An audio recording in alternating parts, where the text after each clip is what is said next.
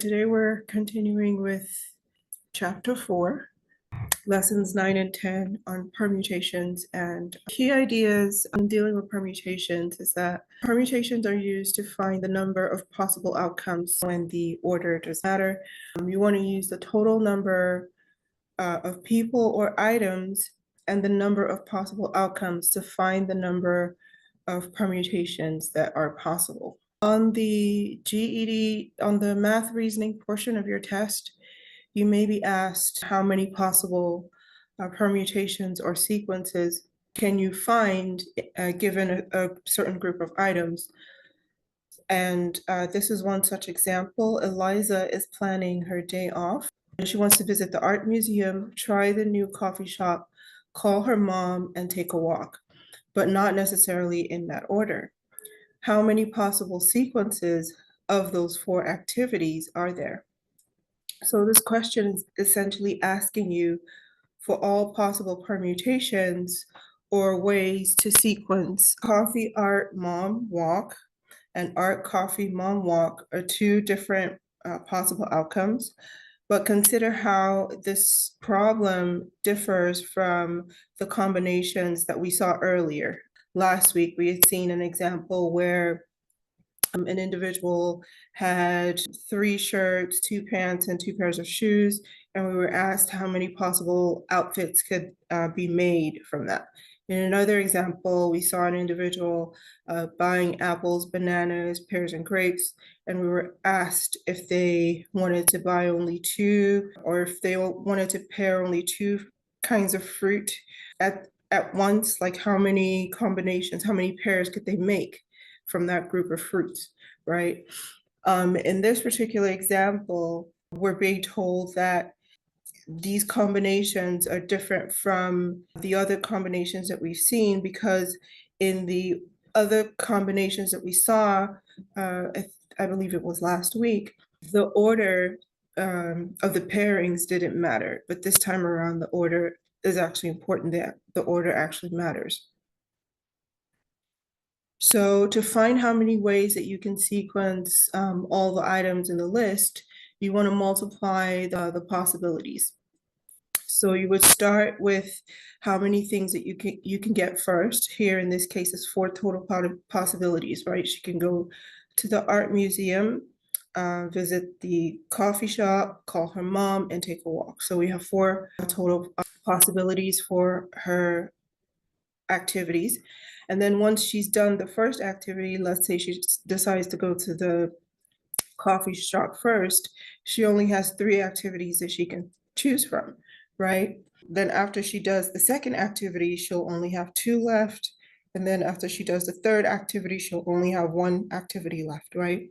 So you would simply just multiply 4 times 3 times 2 times 1, which gives you 24. 4 times 3 is 12. 12 times 2 is 24. And 24 times 1 is 24, right? So there are a total of 24 ways that she could go about those 4 activities. There's a comment in the chat. Okay, that's from you, friends. All right. I'm just seeing this. I already sent that a while ago. Okay, so here's a test tip for you. When you're reading a question that suggests that you may want to find either a combination or a permutation, you want to ask yourself, am I finding a number of groups? So in that scenario, or in that instance, you would be dealing with combinations, or am I finding the number of possible sequences, which in that scenario, you would be dealing with permutations. So again, you want to figure out, okay, am I dealing with groups? In the example with the fruit, I don't know if you remember, I asked you to imagine that you're in a grocery store, right? And if you want fruits, you know that there's a particular section that houses all the fruits, right? But then you have different choices, you have different kinds, right? Same with the outfits. There you had different types, so your shirts, your pants, your shoes. But if you were in a store, for example, you would need to go to the shirt section, then you would need to go to the pants section, then you would need to go to the shoe section.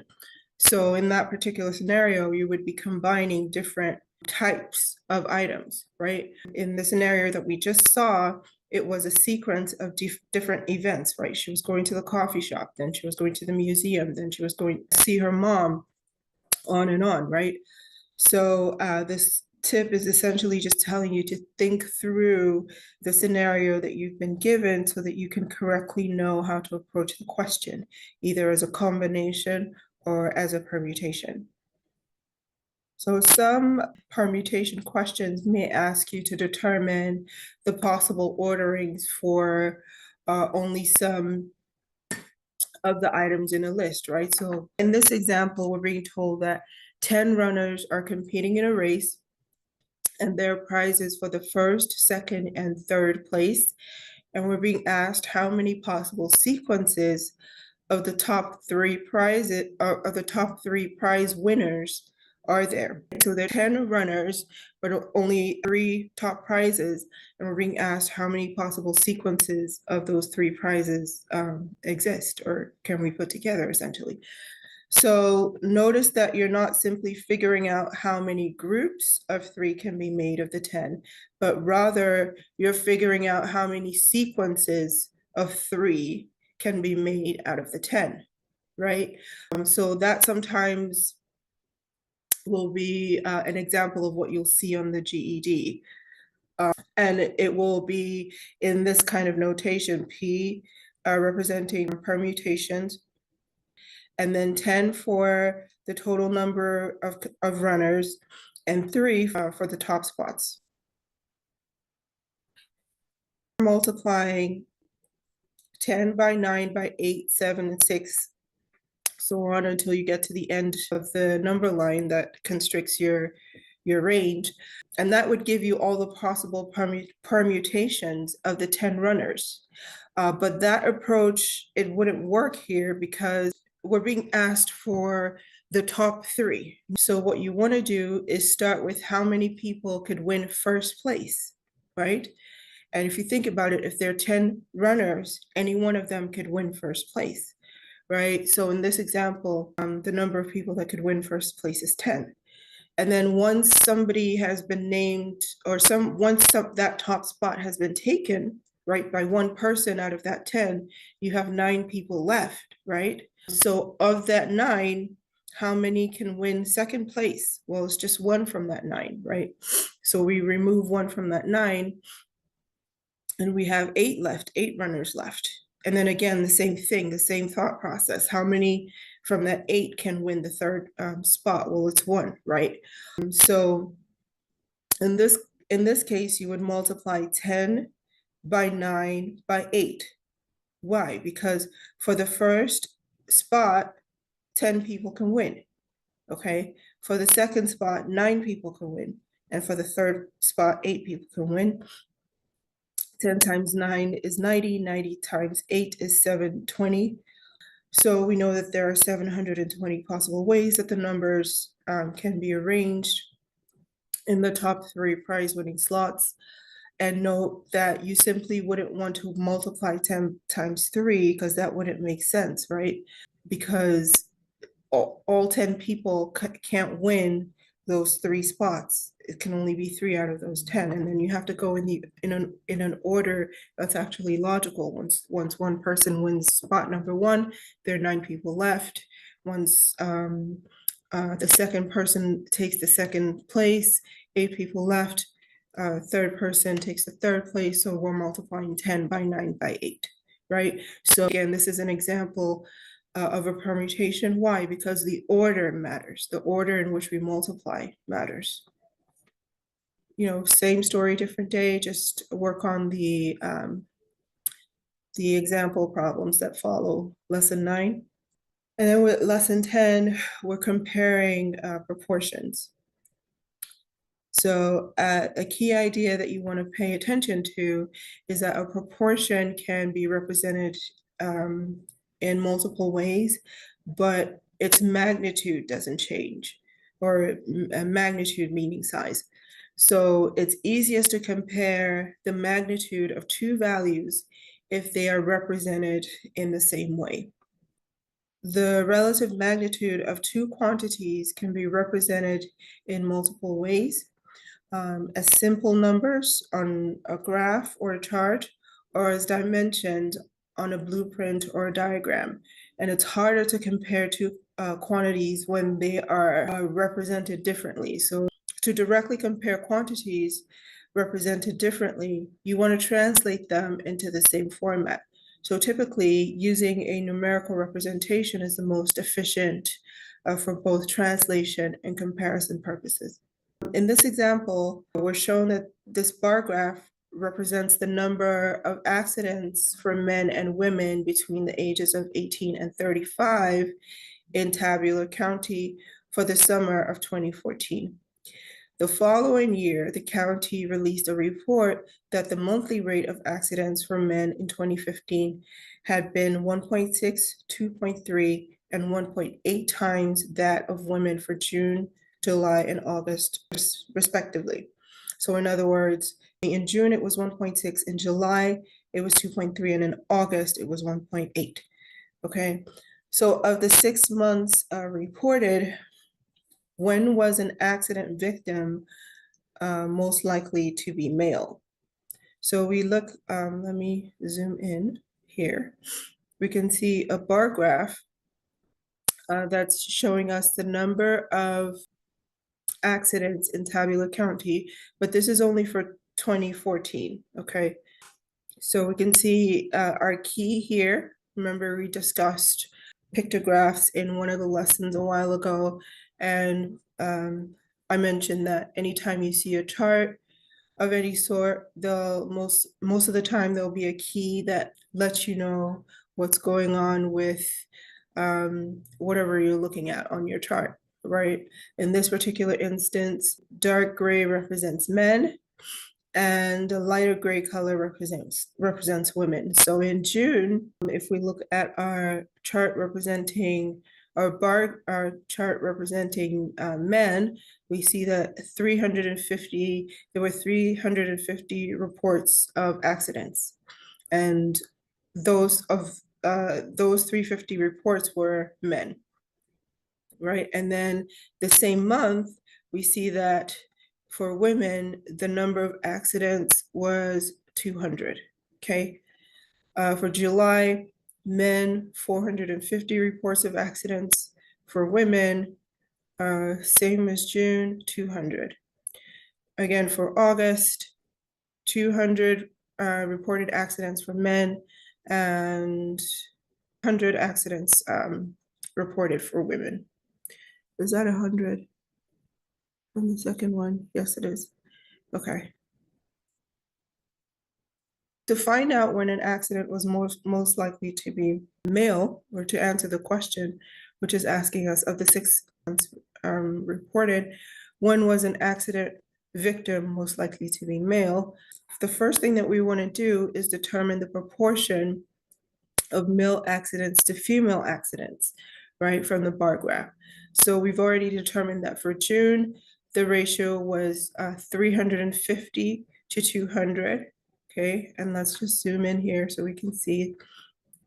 So again, for June, we see that 350 men were reported to have been in an accident, and the number for women was 200. So our ratio, again, you want to think about the order that the question is asking you to present the information. It's asking you for male to female, right? So you're going to write down the number of male accidents first, which in this case is 350 to 200 for women. And if you had written 200 to 350, your answer would be wrong. Why? Because you're not representing the ratio correctly. So again, when it comes to ratios, you want to pay attention to the order that the information or the question is asking you to present your ratio, right?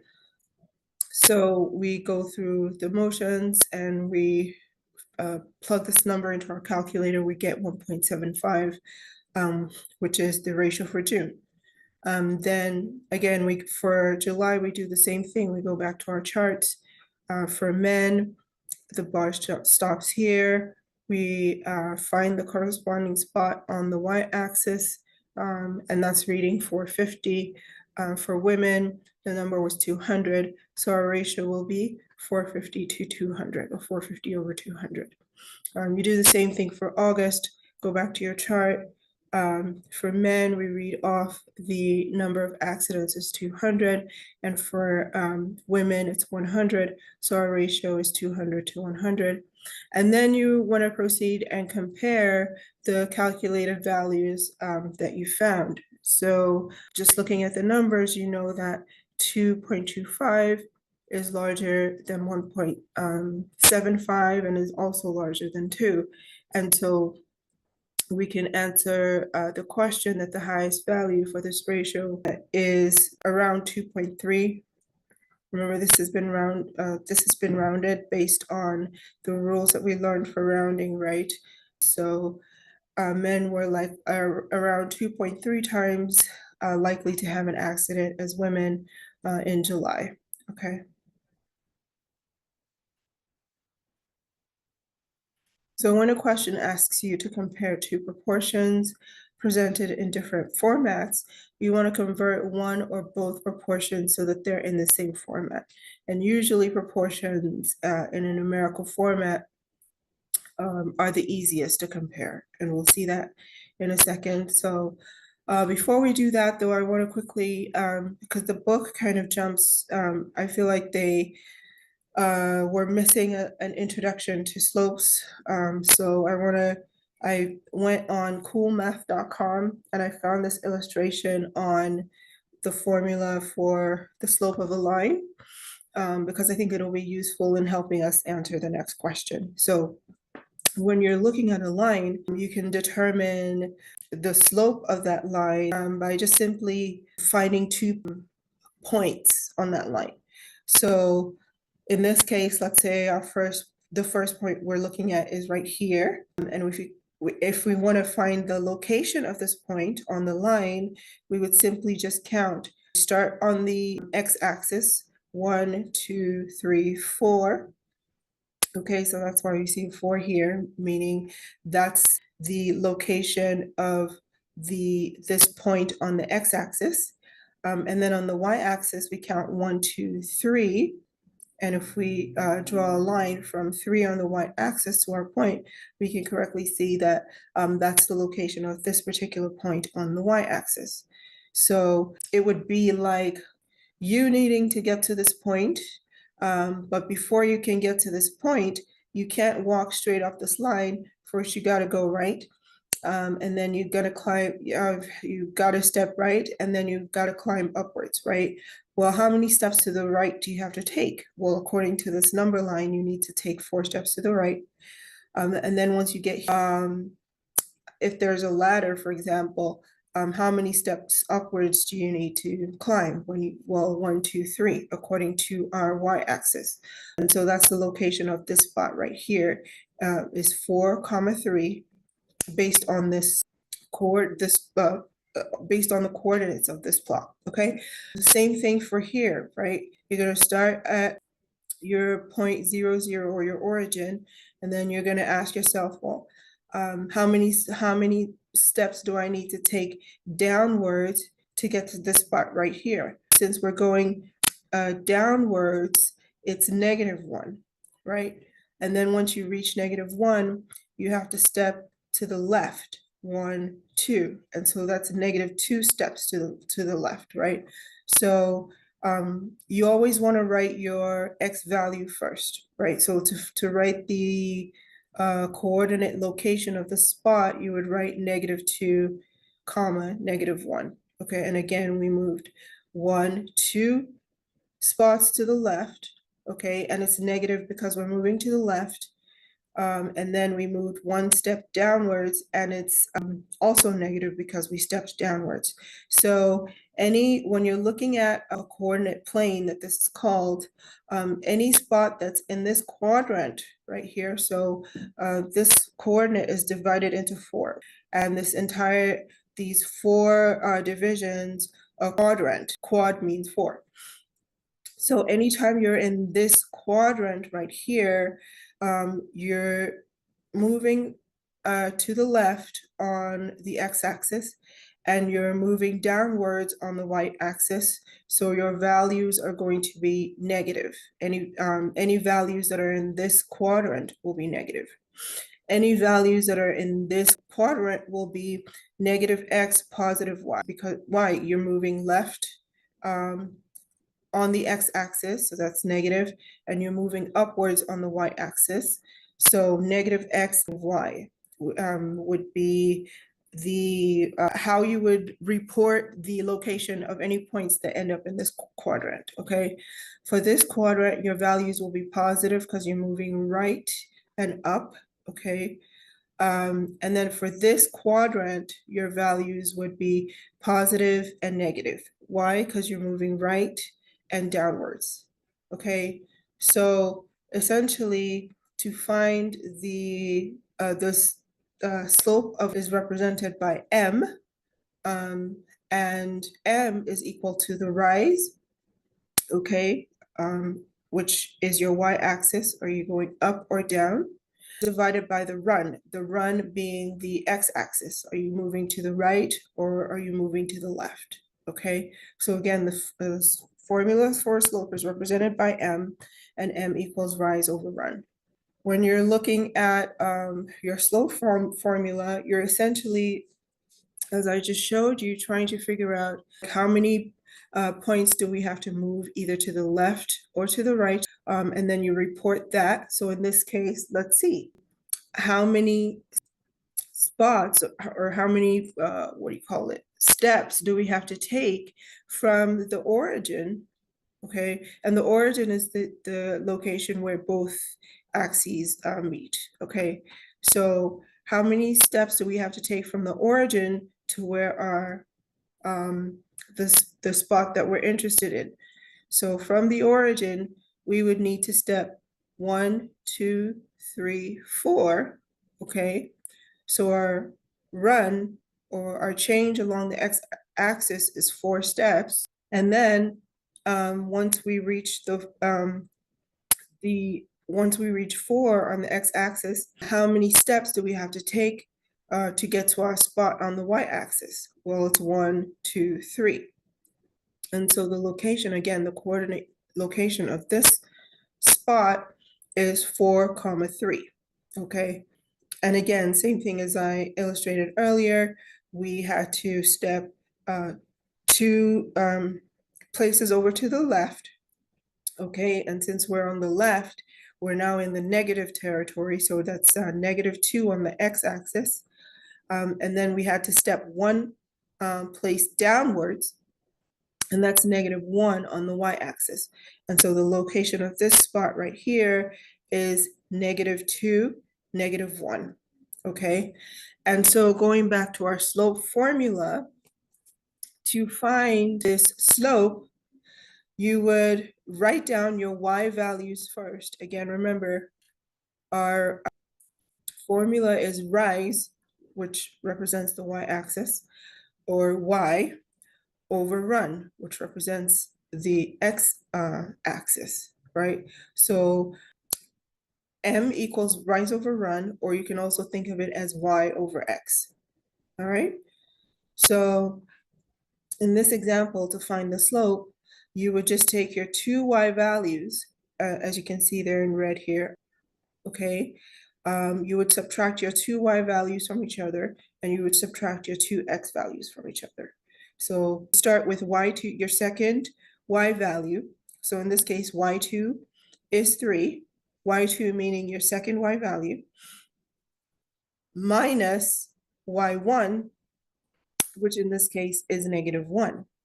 So that's why we see here 3 minus -1. And you're seeing that -1 is written in parentheses here so that you don't confuse this -1 with our operation, right? Because when we have 2 points on a line, we need to subtract them from each other to find the slope, right?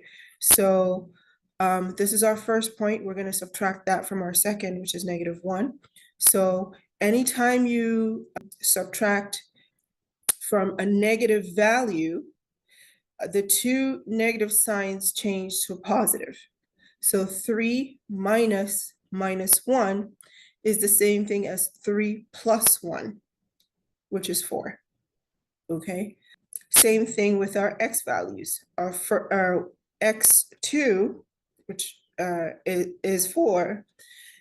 So we write down 4 minus x1, which is -2.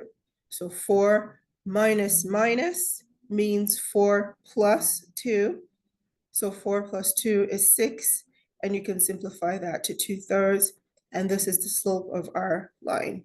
Okay, this lesson, I think, as I look through the book, and it's done in more detail in a different chapter, but I thought it was important to introduce it here because otherwise it would have made it confusing to try to answer the question that's coming up in the next example. So again, anytime that you are looking at a line, remember in one of our lessons, we were talking about how the direction and the slope of a line will affect the magnitude of that line.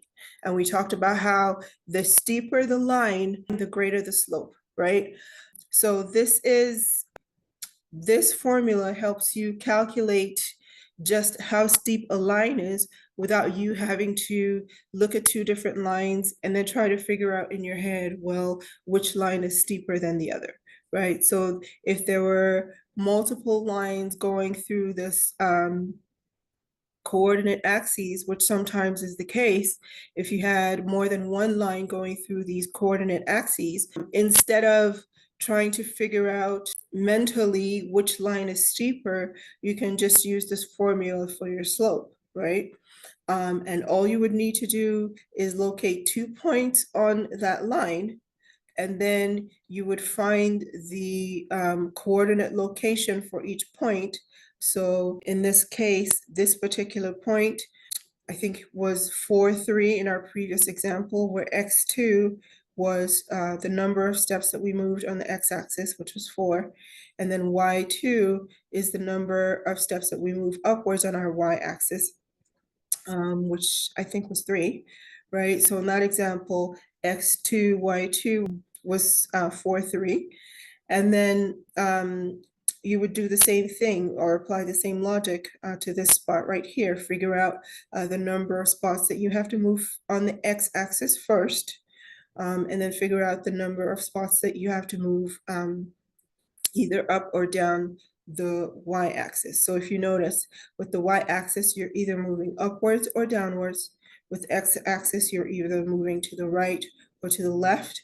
And then that would be represented how you present your numbers. If we saw 2 positive numbers for a particular point on the line, we know that we're in this portion of the quadrant. Why? Because we moved to the right, positive, and we moved upwards, which is positive.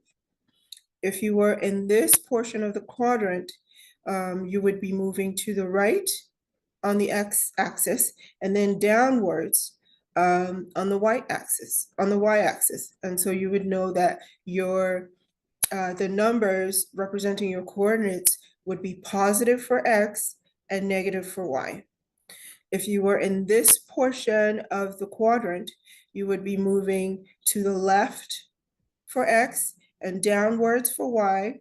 So you know that both x and y in this quadrant would be negative. If you were in this portion of the quadrant, okay, let's say a line was going up this way, and there was a particular spot on the line that you were trying to find the coordinates for here, you would know that one would be negative and your x would be negative and your y would be positive. Why? Because you're moving leftwards on the x-axis and upwards on the y-axis. Okay, so there are 2 concepts that you have to pay attention to here. The one being the location of this point that you're looking at, meaning how many steps or what is the number of steps that I have to make to the right, and what is the number of steps that I have to take upwards to get to this point. Okay, so that's our coordinate location. And once you have your coordinate location or your x and y location on the point, then you can find your slope. you can find your rise over run, which is represented by M. And our slope at this point is 3 over 4. 3 being the rise, the number of steps we made upwards, 4 being the run, the number of steps we made to the right. Okay, that's the slope for 1 point on a line. If you're given 2 points on the line, you would need to use this formula right here.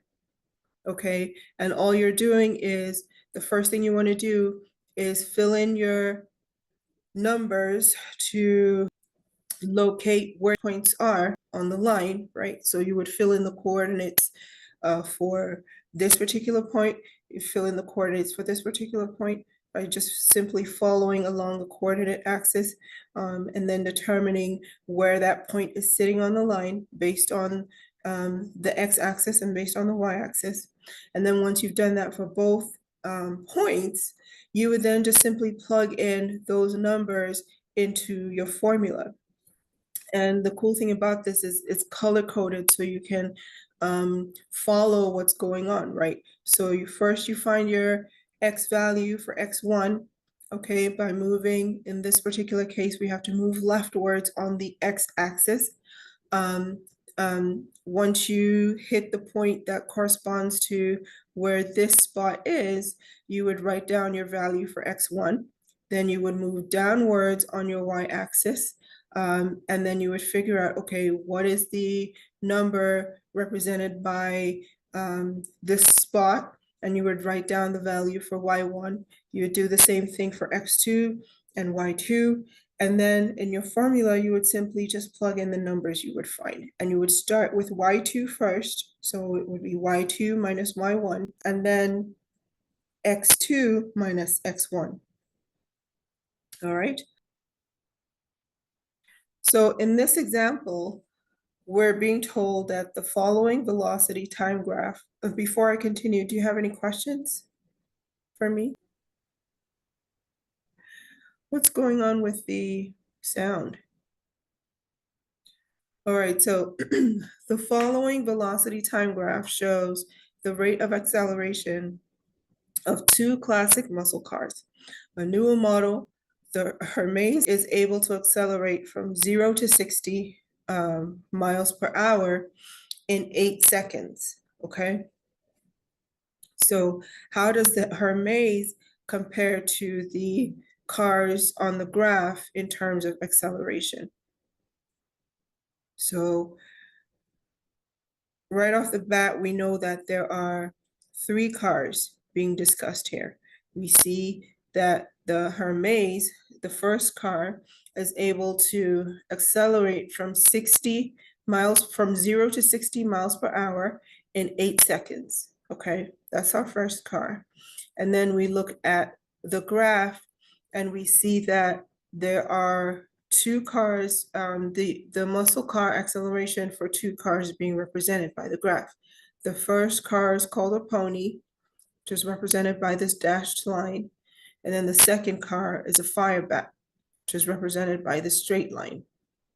Okay, or the solid line, I should say.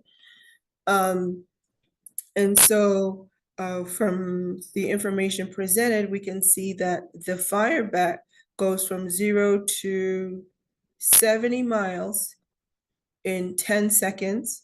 So we can see on the y-axis, we have miles per hour. On the x-axis, we have seconds, all right? So we can tell from the information we've been provided that the fireback car, represented by this line right here, goes from 0 to 70 miles per hour in 10 seconds, okay?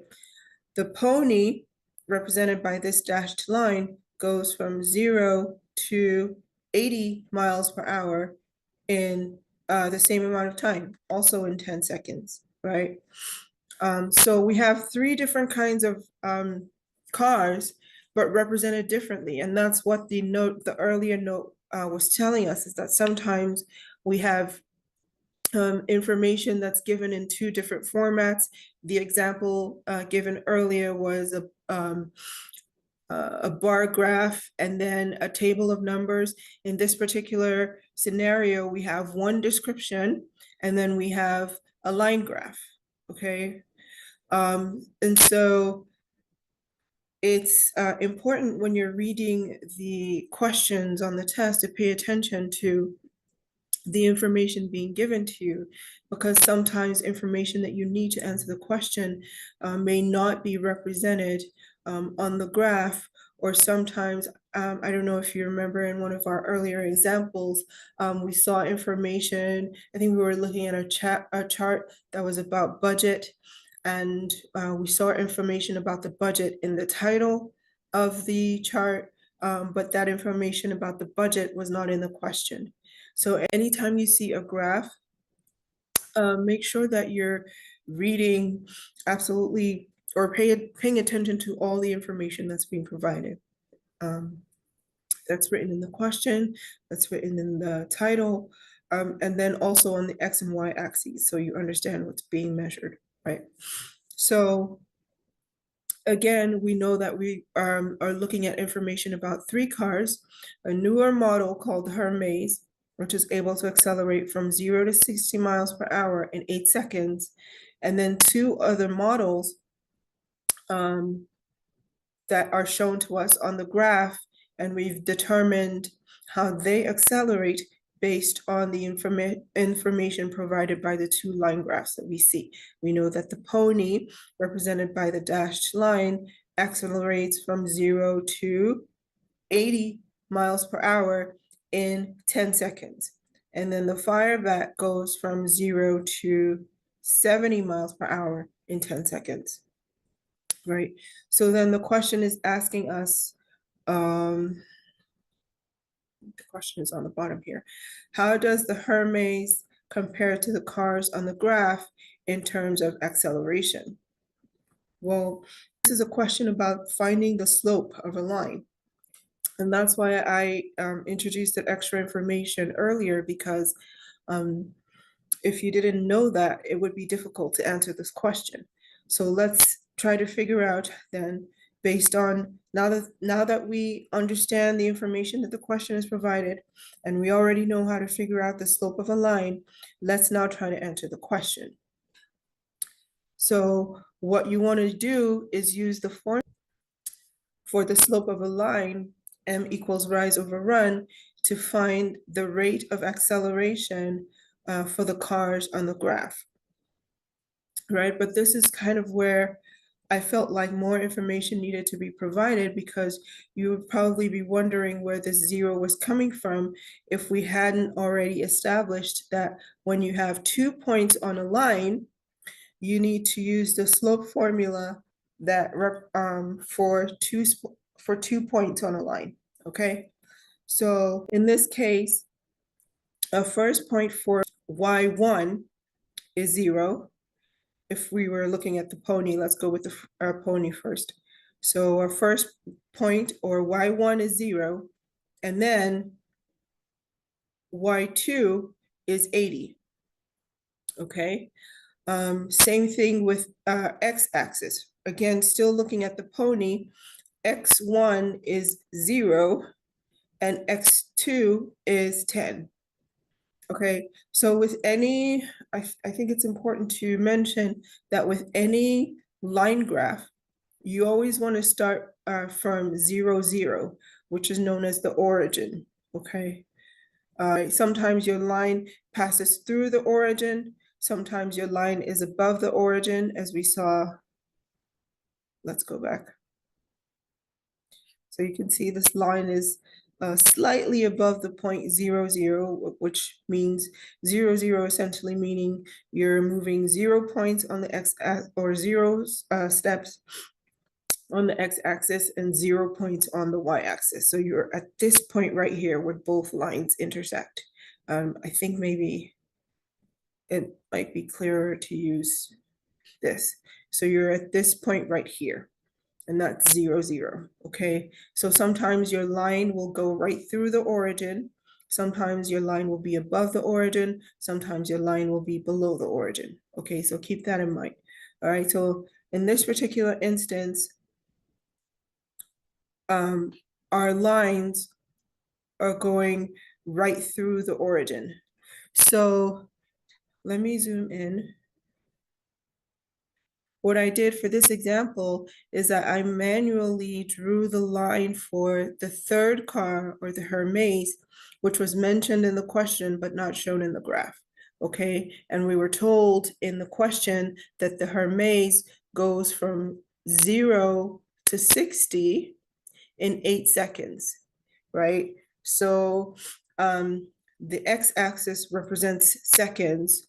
So essentially all I did was go along the x-axis and mark the point where 8 seconds would be on the x-axis. So I estimated it would be right here.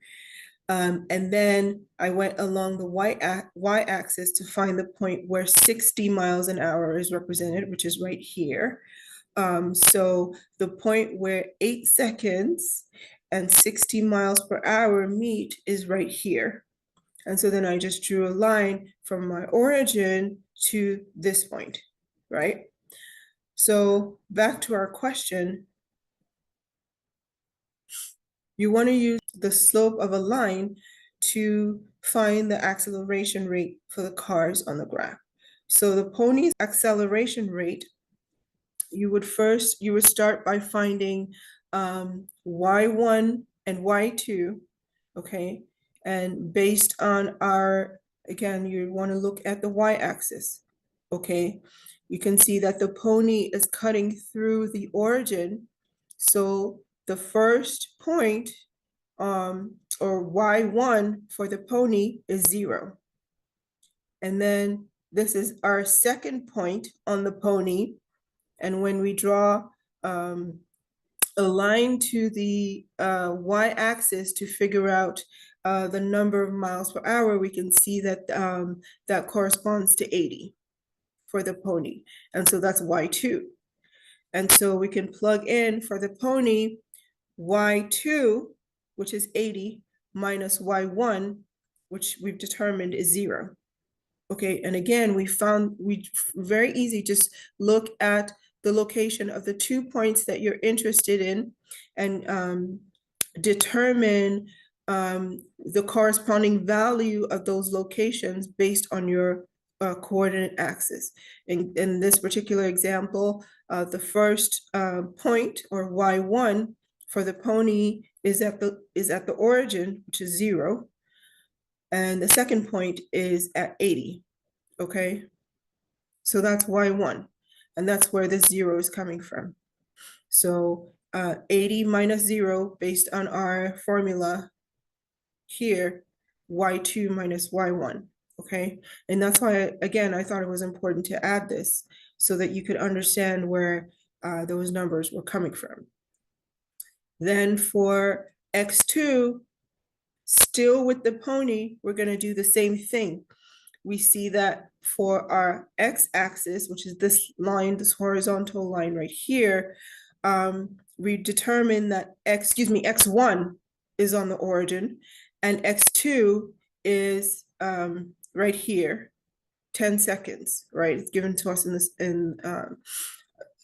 from the information on the graph.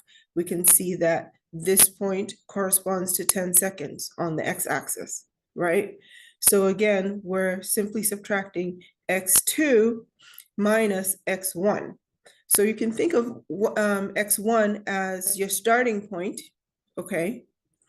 And x2 as your final destination. So we started at 0, or 0, 0, and we ended up here at 1080. Okay, and so I would recommend write out the formula as it shows you here.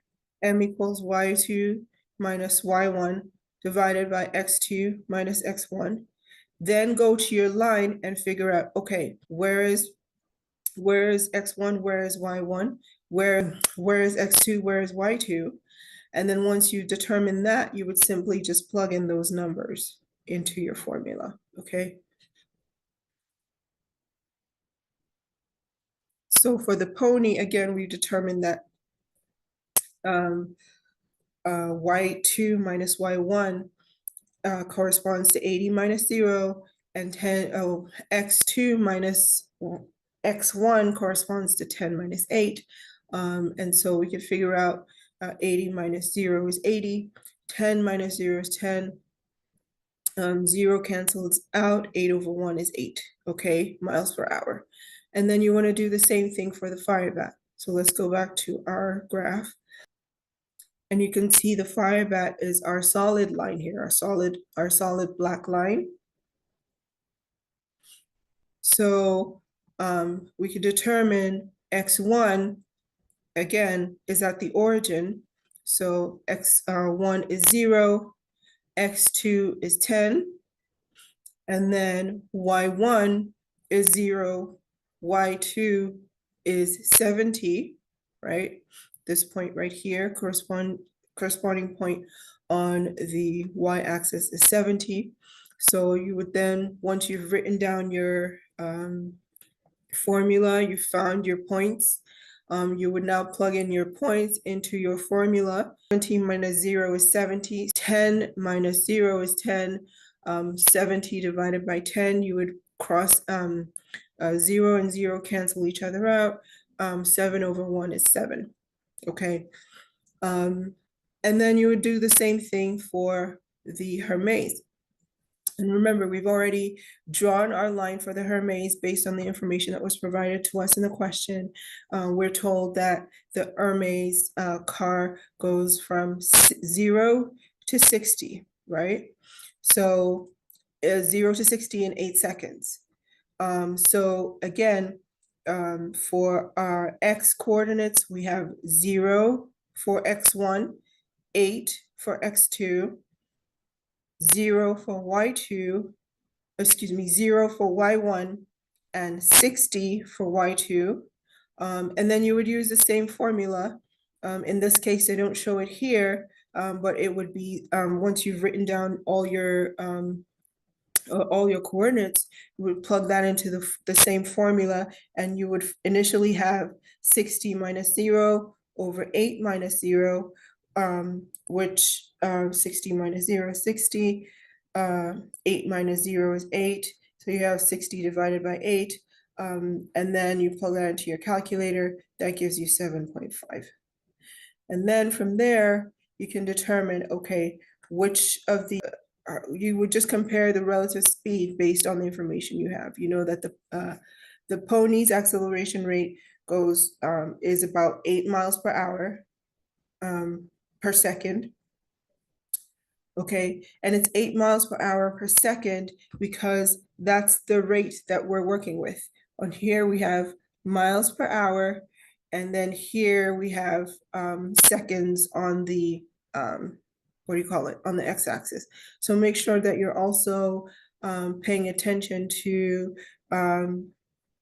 the unit of measurement for when you're presenting your answer, okay? Because that's going to matter.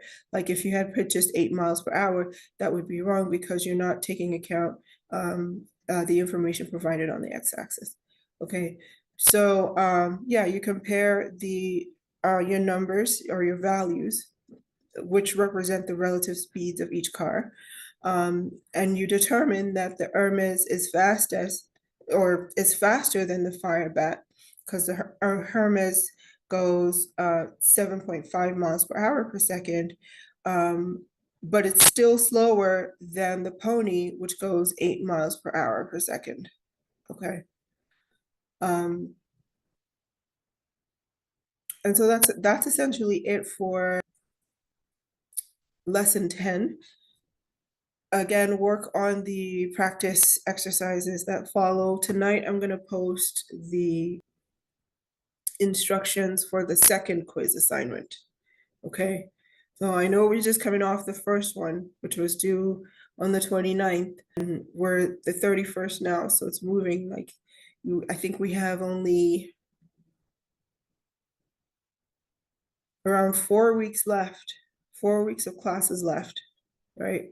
So we got to work on these. We got to pick up pace on these a little bit. We're on schedule in terms of how the lessons are planned out on the syllabus, but we have to keep up with the the quiz assignments. So I'm gonna post the second quiz assignment tonight, and it's just gonna be the same, essentially the same concept as the first one.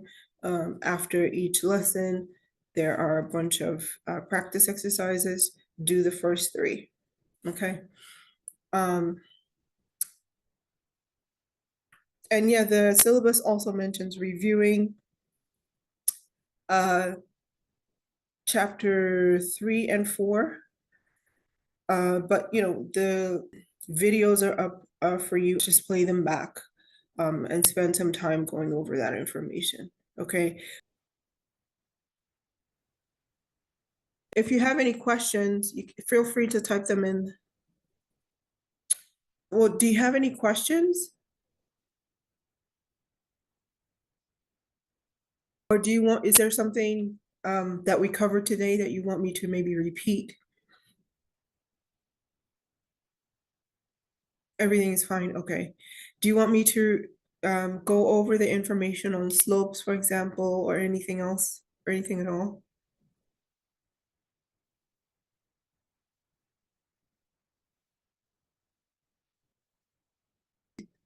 I'm okay with it, just have to do exercises. Yes, exactly. If you don't have any questions, then I guess we can end the lesson for today, and I'll see you on Thursday. And hopefully on Thursday, the other sound will be working and I'll be able to hear you. Okay, all right, you're welcome. Enjoy the rest of your day, okay? All right.